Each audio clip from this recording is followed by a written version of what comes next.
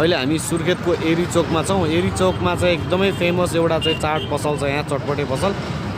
यहाँ वाइफाई नेपालको चाहिँ पोस्टरले चाहिँ उहाँहरूको ब्यानर बनाइदिएको चौधरी लाल जोडी चटपटे पानीपुरी पसल भन्ने छ। उहाँहरूको चाहिँ यो किन लाल जोडी भएको भनेर चाहिँ उहाँहरू चाहिँ चौधरी दुईजना चाहिँ लाल जोडीहरू हुनुहुन्छ है। उहाँहरूको एकदमै सुन्दर कपाल हो यो। उहाँहरूले चाहिँ दिउँसो चाहिँ आफ्नो व्यवसाय एउटा गर्नुहुन्छ, त्यो साँझ 4 बजीदेखि चाहिँ एरी चोकमा आएर यस्तो व्यवसाय गर्नुहुन्छ। एकदमै राम्रो छ उहाँहरूको।